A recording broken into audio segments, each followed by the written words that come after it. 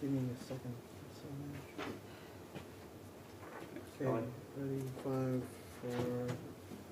4, 3, 2. Yep. Hi, welcome everyone. Welcome to those online and here in person. Great to have you here. Welcome to our speaker series, and this one is on valuations.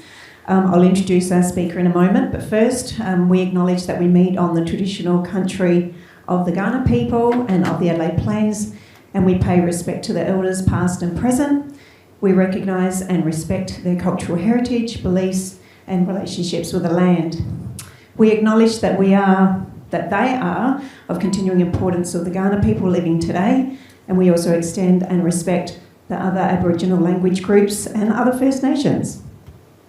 So, valuations. So, with our startup journey, often we look at where we're going to be and what that valuation will be, and we think about Canva as one of our most successful startups in Australia. They have a valuation of $40 billion. Now, that's huge. So, to unpack today, valuations is the process of defining what your startup will be worth. It doesn't necessarily reflect the true value of your company, but it shows how much of the company to an investor can be obtained for their investment. So it talks about the return on investment. So today, to unpack valuations, Tim Lebbon, he has an extensive international experience as a chartered accountant, working with large audit firms, and his work in Australia involves working in corporate advisory practice and has a board experience with ASX-listed companies, private equity firms and private companies. He has his own corporate advisory practice in Adelaide and has been involved in M&A and valuations and has literally written books on valuations. So please welcome Tim Lebbon. Thank you. Thank you. Good afternoon. This is going to be fairly fast-paced, but you've got the slides, so you can always go back and recap. If you have any questions, save them to the end. Hopefully I'll cover what you want to ask during the presentation. Valuations, I'm going to go through some fairly basics because my view is unless you understand the basics, it's very hard to then put a deal together and then to maximise your price. And first point of call, price and value are two very, very different things. I'm going to be talking about valuations, and then we'll give you some hints later on about how to maximise valuations, and then how price varies from value. And that then gets into deal structuring, which is another lecture all by itself. So, off we go. First of all, what do? We do valuations in corporate advisory. Next. A disclaimer, because you expect a disclaimer. We know enough about tax to be dangerous, and we're not legal experts. So, valuations. Most clients and startups are probably no different. Show me the money. We all want it. But if you're going to do a good deal, you really need to understand the basics, because if the key to property transactions is location, location, location, the key to a deal is information, information, information. The more information you have, the better deal you can do, both for yourself and for the opposite person on the other side of the transaction. So it means you do need to have an understanding of the basics of valuation when you come to do transactions. Next. So why are you in business? Why are you doing a startup? You know, is it to provide a social good? Yeah, a few people like that, but generally speaking, not. You can get it from a profit, but based on how much? You know, or to earn a return on capital. And next. And generally speaking, the purpose of a business is to provide value to its owners. Now, it may be economic value, which is, by definition, you know, a future cash flows. And generally speaking, next, on sale, it's the sale price, and on a going concern basis, it's the dividends or increases in capital value. And generally speaking, and particularly so for startups, it's that increase in capital value that will give you the largest return. When we talk about total shareholder return, we're talking about the annual dividends plus the increase in capital value.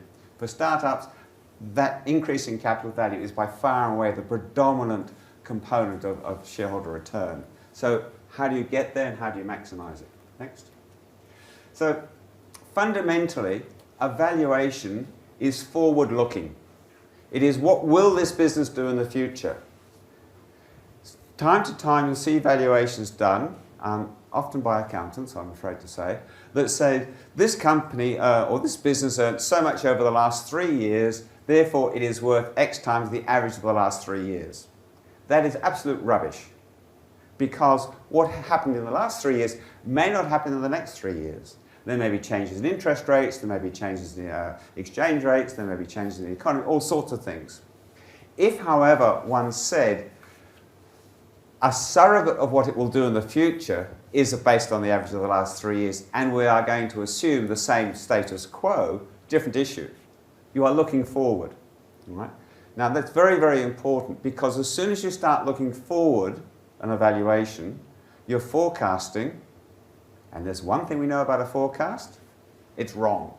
We just don't know by how much or in which direction. So that introduces the element of risk. And risk return is a key issue to deal with in valuations. So first point of call here is it's forward looking. All right? It's what the future will be. And there are 3 overall approaches to valuations. There's the asset or cost approach. What did this cost? There's the market approach. What do other things like this bring in the market? And then there's the income approach, which is what I'll concentrate on. But let's just touch base on a couple of others. The disadvantage of an asset or cost approach is this is what it costs to build. It may have no relevance to a future economic value. If you built a supermarket on the moon, if you could actually do that, the cost would be enormous. But what's its future economic value? Very little. Right? Now that's obviously an extreme example, but one can think of many things that have cost a lot of money but have very little economic value. So cost approach is not normally a good approach. There are much better approaches. The next one is, must not skip over this, fair market value. When we talk about value, we typically talk about fair market value. And we unpack that. It's a price expressed in terms of cash equivalents. Property would change hands, and property here includes businesses. Hypothetical willing and able buyer, hypothetical willing and able seller, acting at arm's length, open and unrestricted market, neither under compulsion to buy or sell, and both have reasonable knowledge of the relevant facts. Okay? Now that's the purest definition, and if we were doing a valuation, that's what we try to strive for. When we do transactions, of course, we try to tilt the playing field a little bit one way or the other. Right? We're perhaps less anxious than the other person is to do the transaction. We may be more informed than they are, and so on. But if we talk about fair market value, it's that even playing field. So it's fair market value. Yes, next. The market approach is, what do other assets like this sell for in the market? Now, if we're selling tables and chairs, or selling your car, whatever, we can look up relevant guides. We can look up the Glasses Guide for Cars, a Ford that's 5 years old, it's got 100,000 kilometres on the clock. There's lots of like that, and we can get a very narrow band of values. With businesses, it's not so easy. First of all, you've got to find something that's comparable, and then you've got to find something that is comparable both in size, geographic positioning, same sort of customer base, and so on. And if you talk about startups, is your startup really comparable to another startup? Probably not in terms of technology, customer base, market segment, and so on. It may be comparable in terms of risk, it may be comparable in terms of size, but there are only a few components. So market approach is very appealing if you can get good comparables. And it's very, very hard to get good comparables. You can often get comparables for some of the elements, but not all of the elements. Which brings us to the income approach. Income approach says, what are the future economic benefits that I'm going to get from this investment?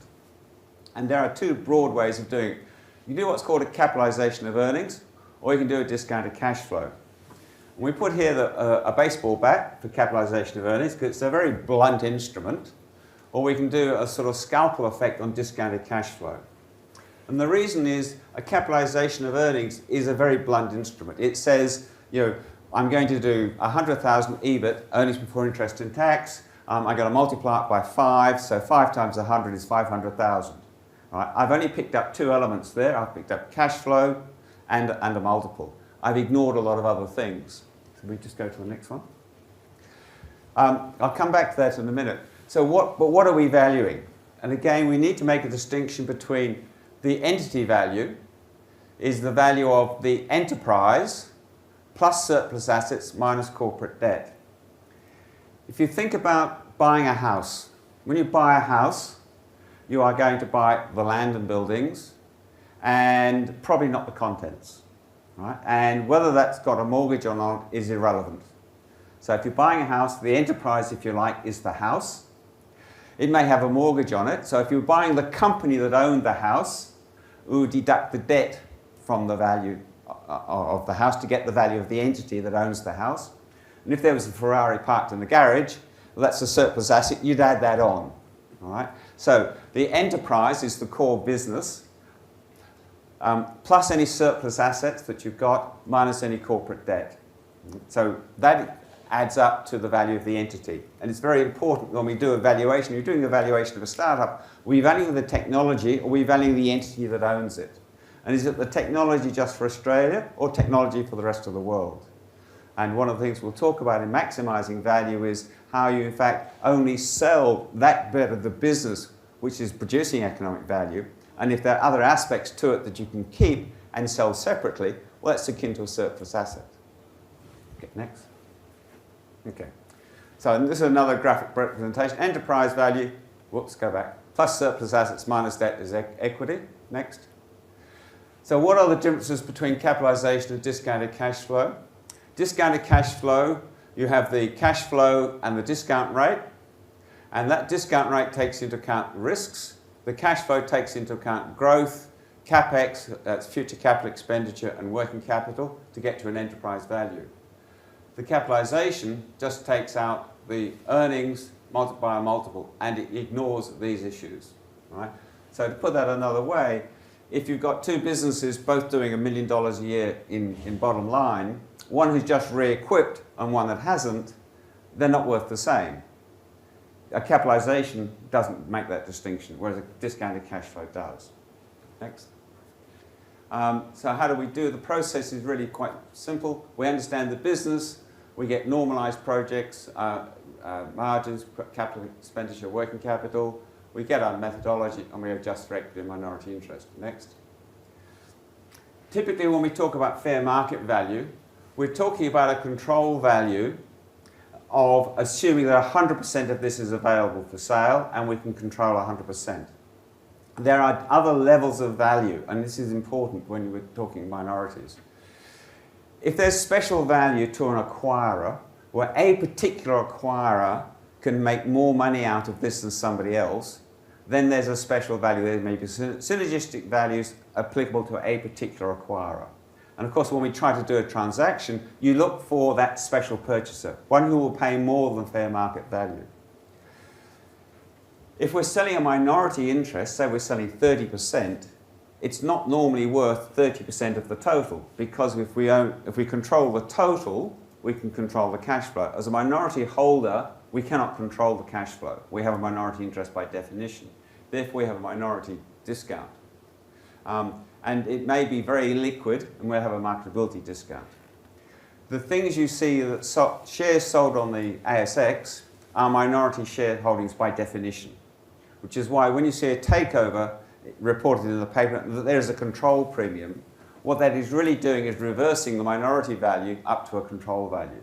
So the control premium is the reverse or the inverse of the minority discount. Okay, next.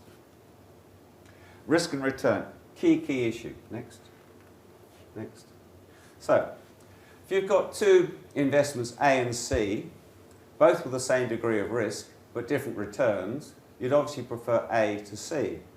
Similarly, if you've got two investments, B and C, both with the same return, but different risks, you'd prefer B to C. I mean, that's fairly basic, all right? But it's fundamental. So you get what's called a risk efficiency frontier, where as risks go up, the returns that you want go up. And you can start off with risk-free assets. We can talk about government bonds. We can have a technical argument whether government bonds are really risk-free, but just assume for a moment they are. And then you can think about residential property, commercial property, industrial property, the share market. You can think about industrials, mining, high-tech, and then we start talking about private equity, management buyouts, startups and so on. And you can go up the curve. So you will see that as you go up the curve, your risk goes up, which means the discount rate that you want, i.e. the number of returns you want, will go up, which means the value will go down for the same level of earnings. Next. There is a thing called the capital asset pricing model. Really all you need to know today is that it exists. Don't worry about trying to understand it. Next. These are some typical discount rates. Just put them all up if you would. All right. So if you're in expansion stage, people typically look at 35% per annum return. That means 3 times the money over 3 years. Start-up early stage, 50% plus. We're looking to double our money probably every 2 years. And if it's seed, 80 to 110%. So pretty high rates of return required from early ventures because the risk is so high. If you can de-risk the investment, well, obviously, you can argue for a lower discount rate and thus a higher multiple. So managing risk is a key factor. Next. A key issue is growth. You need to distinguish between market growth versus growth in the share of the market. The market is a factor of the industry attractiveness. The market share growth is a factor of your competitive advantage. And it's no accident that the market goes in waves of fashionability, if you like. You'll see that carbon at the moment is a relatively attractive sector because the market is seen as attractive. So the market sector attracts a higher multiple than another market sector. Engineering companies, they're not seen as being very high growth, so the multiples there are much lower. So one of the things I would always encourage people to do in startups is, if you can, don't pick a segment that you happen to be a good technician at, but pick a segment that's got high market growth, because you'll get a much better rate of return out of your investment, out of your efforts. Typical multiples, this is by size out of the market. As you go up in size, your multiples go up, and thus your effective discount rates go down. So we're down here at the very small end, and the percentage increases are quite dramatic as soon as you can get and demonstrate ongoing earnings of some substance. Next. So a capitalisation, which I've lambasted for the last 10 minutes, is in fact suited where you've got something that's well established and ongoing and steady state. Right? If you haven't got that, then DCF is most suited because it allows for the variations year by year of cash flows. It allows for variations year by year in terms of OPEX, operating expenditure, capital expenditure, working capital investment, and so on. Be very careful about the errors in the discount rate because there's multiple discount rates depending whether you're looking at before or after interest and whether you're looking at before or after tax. Next. One of the things we need to do is to separate out valuations of what I call a base case versus synergies. Base case is assume the business tracks as is on current plans. Synergies are those things that maybe we can bring in with a special acquirer or with added investment or whatever. And the trick when you're selling is to start off with the base case and convince the counterparty that all these synergies are very easily attainable. Right?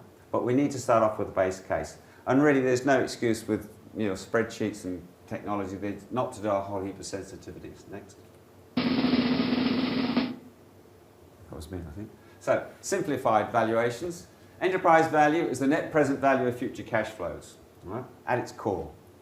You get the net present value from the discounted cash flow. Forecast equals risk. Lower risk is better than high risk. High growth is better than low growth. And you allow for this in the discount rate, the risk in the discount rate, the growth in the forward cash flows. Multipliers are really a shorthand of DCF. And you can grow value while standing still. What I mean by that is you can grow the value of your company and business even if you don't increase the earnings by de-risking it, right? Because that's a counterpart of it. Next. Price versus value. Very, very different concepts, right? A good old Oscar Wilde. A cynic is a person who knows the price of everything and the value of nothing. Next.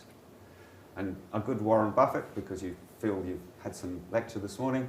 Price is what you get, price is what you pay, value is what you get. Now, why might they differ? Next. Price versus value can differ for a whole variety of reasons.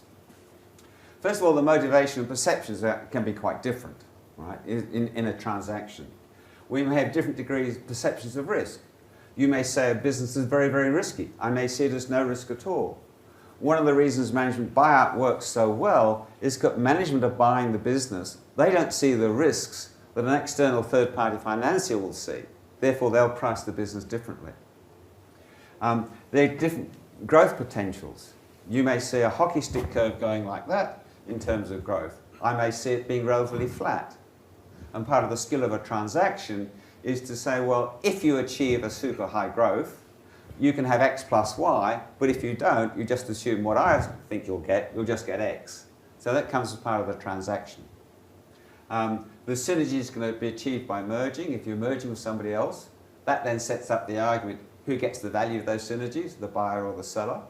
And the answer is we do, always, whether we're buying or selling. That's the starting point. The desire to make a strategic acquisition. Sometimes people will pay goodwill, i.e. above tangible assets, to take a business out of circulation. I once sold a loss-making business in New South Wales. It was losing about $1 million a year, and we got $10 million goodwill for it because it removed a competitor from the marketplace. The way the deal is structured, you can increase your price if certain milestones are met. Tax benefits to the parties can vary. The desire to create economies of scale, or as I said, just to eliminate competition. So if you understand how valuations are done at the basics, the basic is the net present value of the future cash flow as is, and then you've got all these other factors that you can start pulling levers on when you come to negotiate the value of your startup. So increasing value. Keep going. So the key drivers of value is not only the quality as well as the quantity of your earnings. Quality, what do we mean by quality of earnings? Quality earnings are those that are systemic, sustainable and repeatable. To give you an example, if I'm selling a consulting practice and all my earnings are from one-off spot contracts, my business is nowhere near as valuable as if I'm selling a consulting business where I've got long-term contracts with locked-in repeat consultancies at predetermined rates, because it's far more sustainable. If you've got a startup and you've got no customers and you are just selling on the spot market on the street corner, your business is nowhere near as valuable as if you've got a contract with Coles to supply 10 units a week for the next 50 weeks. Right? Some banal examples, but if you've got sustainable, repeatable earnings, your business is going to be worth a lot more. So how do you get there? So high value, high quality, away we go, target. There is a shorthand way of expressing that. A price-earnings ratio, which we call PE, it can be expressed as 1 over R minus G, where R is the rate of return and G is the growth rate. So company 1, for example, the rate of return we want in both of these examples is 20%. If this has got a growth rate of 1%, well then the PE we want from that is 1 over 20 minus 1, which is 5.3. If, however, it has a growth rate of 5%, well then the PE is 1 over 20 minus 5, which is 6.7. So by just having a higher sustainable growth rate, we'll have a higher value. Which comes back to an earlier slide I said, well, pick a market segment that has high growth. Because if you've got a high growth segment, then you can demonstrate higher value. It's a lot easier to demonstrate high growth in a high growth segment than it is to say, I'm going to outgrow the market. If you say you're going to outgrow the market, project that to absurdity. In which year do you have more market share than market? It's not believable. So it is limited. This is meant to be ongoing growth as well. Okay. So components of value, we come back to our equity value, which is minus debt, assets, enterprise. That's just the earlier slides turned away. That business value you can break down between working capital and the business excluding working capital, and you can break that down between tangible assets and intangible assets. This value is fixed as a result of the value of future cash flow. If you can reduce the amount of working capital tied up in that business, then you're effectively going to get more goodwill. You'll still get the same overall value.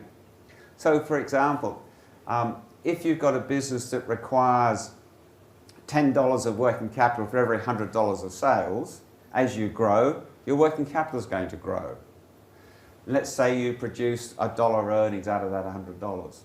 If you've got another business, same metrics, $100 of earnings, $100 of revenue, $1 earnings, but you don't require $10 of working capital, you only require $5, your value will go up. Right? So can you in fact reduce the amount of cash that needs to be invested in the business to run it? And that then comes back to thinking about how you deliver sales, who funds the sales, can you change the funding model? Right? Do you in fact need do you need to extend 60-day credit terms? Can you bring it back to 30? Or can you in fact have prepayments? Would you give a discount for that? You play around with that balance sheet because that can be very important. So risk and return, next. Risk is a bit like an iceberg. You know? We can see part of it is what we can't see that is the real problem. You know, how do we manage that risk? Next. There are accepted ways of managing it. First of all, we can avoid it, just not have the risk at all. But there's some risks you can't avoid. Some we can transfer the risk. We can transfer the risk to counterparties, right? I have a contract with you. My contract with you is such that you take all the risk. That's a good contract for my business, right? If I can achieve it, of course. I can reduce the risk, or I can just say, I can't change the risk, I'm just going to accept it, in which case I have to manage it. If I'm highly dependent on foreign exchange rates, maybe I need to have a forward contract. Right? Who am I selling to? What currency? So, next. So internal risks are worth looking at. So this is outside looking in. If you were coming into this business, what would you be concerned about? Is it concentration of customers? Is it the overdevelopment on a single product? Is it the size? Is it the management? And if you're going to do a transaction, look at those risks, you know, as though you were a prospective counterparty and say, what would be your concerns? And then can you work to reduce them? Because that, in fact, will increase the value. The external risks, you know, what are they? Is competition, regulation. Some of those you can't do anything about. You just need to have good compliance. Have you got good compliance of the industry you're in? Financial risks, interest rates, foreign exchange, availability of credit. You know, have you got those well under control? And then it's almost like doing vendor due diligence on yourself before you go out to a market to price a transaction. Next. Identify surplus assets. So I like to call a scrambled egg diagram, right? The egg is the company, and inside it may have many businesses. May have a surplus asset, may have some corporate debts. But in these businesses, you know, what are we valuing? If we've just got a cash flow stream from one business, well then we shouldn't be selling the whole of it for the same price. We should be valuing these separately. Can you in fact slice and dice your business? Right? If you were to buy an industrial concern, a manufacturing facility, the value of the business is separate from the property of that business. There's two businesses there. You know, if you've got software, you've got international rights and Australian rights, you can split that up. If you're selling to different markets, can you again, you know, split that up? Have you got multiple layers? So in a transaction, in doing that, first of all, are we selling assets or shares? Fundamental. What are we going to include? What are we going to exclude? What liability are we going to transfer? What are we going to keep? And then what's the legal structure? And what assets belong to that legal entity? And it's not uncommon in setting up a company to not just have one entity, but to have more than one entity. You may have different assets held by different entities. They may serve different markets. You may have assets in one entity, business in another for asset protection, and so on. And the cheapest way of having separate entities is at the outset, not after 2 or 3 years. Because after 2 or 3 years, if you start transferring assets around, you're going to get transfer tax or stamp duty or capital gains tax, a whole raft of complications. So think about your structure before you get too far down the track. Special values. So I talk about synergies to the acquirer. We also need to think about, when I come to sell, either sell in total or sell in part, what's the buyer looking for? It might be a brand identification, it might be product positioning, It might be a market positioning, it could be a geographical, so a whole variety of reasons why somebody might buy. And if I was to look to sell your company, one of the things I would do would be an environmental scan and say, you've got X product in Y markets. Who else sells into those markets? Who else sells to the same customers? Who's got the same distribution channels? Who can have 2 + 2 equaling 5? Where are the synergies? We'll just skip over that. That's for later on. So standalone value of target to the buyer. These are the synergies. So value created by a buyer and value created by the seller is really the negotiating range. Right? Very simplistic. When do you start negotiating? You actually start negotiating from the very first moment that you start sharing information. And in a transaction, what we look to do is to have competitive tension where we are creating the tension and we have multiple buyers and where there is special value, hopefully, for more than one. That gives an auction-type process. So we don't rush out to the first potential counterparty. We try and identify more than one very good counterparties to create the competitive tension so we get as much of these synergies to us as possible. Next. Reduce friction. So, what if transactions fail? Transactions fail often through personalities of people. You're dealing with people when we do a transaction. But it's all down to the quality, the predictability and sustainability of that and the verification of information. So when we come to do a transaction, we need to be able to provide credible information that's easily verifiable and people can have confidence in. So again, from the outset, if you're thinking of taking in a venture partner, a financial investor, or you're going to sell to an industry participant, think about what information they're going to want. It's not just the financials. It's going to be customer profiles, your database, and so on. If you've got a software as a service and it's got renewals in it, have you got good renewal statistics? Can you give confidence to a purchaser that they will get good, predictable future earnings? What are the metrics that you've got? Next. So reduce transaction friction. We've got information, we've got the financials, and have we got any legacy issues? If you've had a bad court case, solve it. You're far better at solving your own problems than having a purchaser coming in to solve it.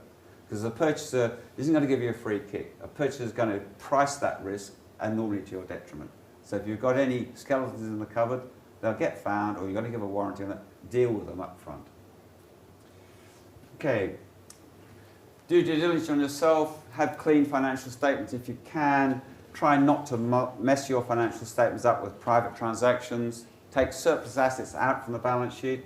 If you've bought plant equipment over the last 3 or 4 years and you're only using some of it, a purchaser is not going to pay you full value for that surplus plant. Take it out. Sell it yourself. Lock in key assets. If you can lock in your key assets, your key people, your key customers, you reduce the risk and you improve the value of the business. Okay, next. How do you obtain best after-tax effects? Shareholders' agreement. Absolutely essential when there's multiple shareholders. If you've got a minority shareholding of 5% and you do not have a shareholder agreement, your share is technically worthless. Right, so if you haven't got a shareholders' agreement and you've got a minority shareholding in a private company, technically your shareholding is worthless. Because you can't control the cash flow, you can't control the dividends. If you're in a public company, different issue, because the ASX have listing rules about how companies get regulated. If you've got a shareholders agreement that says we will distribute such a percentage after tax, well then I have a value, so I have a future dividend stream. There's nothing in this world that says companies have to pay dividends. That is not an oppression of minorities. Right? Companies can always retain cash. So it's absolutely essential if you're a minority shareholder that you have a shareholder agreement. And that will provide protection not only about dividends, about voting rights, capital expenditure, remuneration, and so on and so forth. Remember Murphy, what can go wrong will go wrong. If you get a shareholders agreement, it's always a good test to play the devil's advocate and say, if I wanted to go against this shareholder agreement, how would I do it? I've yet to come across a shareholder agreement, and I've seen just one or two, where I couldn't pose some critical questions that, if this happened, isn't there a problem? Even down to the dispute. You'll see a dispute resolution clause. Well, that's fine, but who funds the expert to get them started on the dispute? Often it's just not covered. So just look at your shareholders agreement and see how you can challenge them. Shareholders agreement normally overrides the constitution of the company. Plays double advocate I just talked about. There's a thing called tag along, drag along. That is, if you want to sell your shareholding, you're a minority shareholder and I'm a shareholder, I can tag along and go with you on that transaction. Similarly, the reverse of that is drag along. If I want to sell a minority but the person I'm dealing with only wants to buy 100% of the company, I can drag along the other shareholders. Now, normally there are percentage levels at which you've got that. If you've got a good shareholder agreement, it adds value. How do you exit from the business? Can you exit? How do you construct that? Do you have the right to sell? You will find a number of private equity investors will say, after 3 years or 5 years, we have the right to put the business on the market. It's part of their condition of investment. And then dispute resolution. How are you going to handle that? Are you automatically going to go to mediation? Or is it just the quantum that you're going to mediate? Okay, next. Exit process. Preparation, preparation, preparation. The more preparation you do when you look to exit, and exit in this is also a tantamount to taking in an investor because you're exiting part of that. Right? Good preparation will lead to a cleaner, easier transaction. Start early and then some, right? Because you will find when you start doing some preparation, think about bringing in an investor, that there'll be glitches you'll come across. And you need to fix those up before you go out to market. You don't want to be halfway through a transaction and then suddenly find you haven't got a license renewed, and that's fundamental. So just hang on a minute there, Mr. Investor, I'll just go and get my license renewed. And then you find the government department's a bit slow and you don't get it. You come back a month later and say, I'm ready to start transacting. Oh, I found another investment, I'm not interested. Right? You don't want that transaction friction. You start early, make sure everything can go from A to Z quickly. De-risk the business, have the growth story, verifiable. Right. Word about using advisors. I actually use third parties for my own transactions because if I'm negotiating with you on a transaction and I'm the principal, you can tie me down to say yes or no. If I'm negotiating on behalf of Angela, right, I can't say yes or no. I have to refer to my client. And I can come back the following day and say, well, that's a great idea. We've agreed X and Y, Z, but how about this, this, and this? It's an alternative. And there can be all sorts of reasons why I can't actually agree to start with. But I don't have the authority to do because I'm negotiating on behalf of somebody else. Okay. Tax. What is critical if you're a vendor, and if you're selling a shareholder, you're a vendor, is what's your net after-tax take-home pay out of the transaction. Don't worry about the headline price so much as the bottom line you get to take home after tax. And can you restructure the transaction? Is it the most attractive? Is it most attractive to the buyer?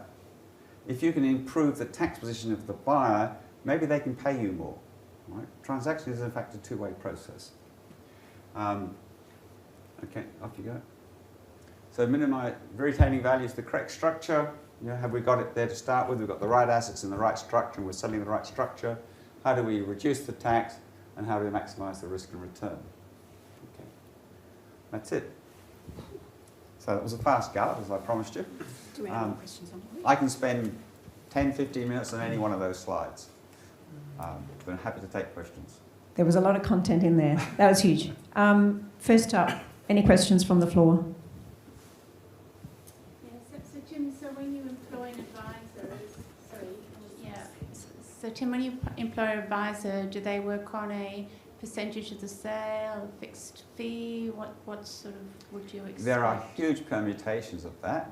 Right. It depends who you're going for and on what basis. For our own practices, we always give clients the alternative. We'll work for you on an hourly basis irrespective of outcome, or we'll work on a success basis. Mm-hmm. The key to that is if you want to sell this for $100 and that person is prepared to pay $100, you don't really want to pay somebody on a success basis because you're just going to happen.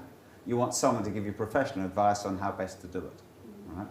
If, on the other hand, you've got a large transaction, you're not sure what's going to happen or not, you may not want to pay hourly rates relatively expensively for an uncertain outcome. So therefore you may want to go to a transaction basis. The rates vary on that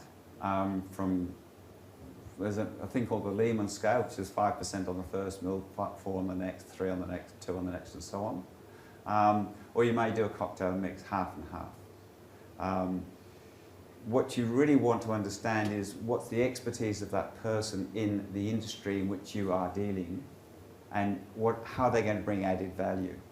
So there's the legal issues, there's the accounting issues and finance issues, and then there's the deal making. And you may want to structure it. You may, in fact, use your existing advisors to do a lot of the preparation, and then have somebody else do the best. Thank you, that's useful. Any questions online? No? Okay, well, if there are no more questions, thank you, Tim, for today's presentation. I think it really highlights the complexity of valuations, but I think my takeaways are, if you have a very clean room or a clean house, have everything well structured, well managed, have good income, have good prospects, it certainly sets you up for a prosperous future. But there's just so much information in there. Tim, you will be available if you have any consultant requests. So his details are up on the screen. So please reach out to Tim. He's also sometimes comes and visits us here. And that's about it. I think we can probably wrap it up. I'm happy to meet you here. Give me a call ahead of time, and we can make a mutual time to do that. Yeah. Awesome to have you in the community. So thanks everyone for your attention today. The next conversational meetup is going to be in November. We're going to have a whole week of activations, and it's around clean energy or the future of energy. So stay tuned on what that program looks like. It's really exciting. We've got some amazing speakers. So please stay connected with us, and thanks for your attention today.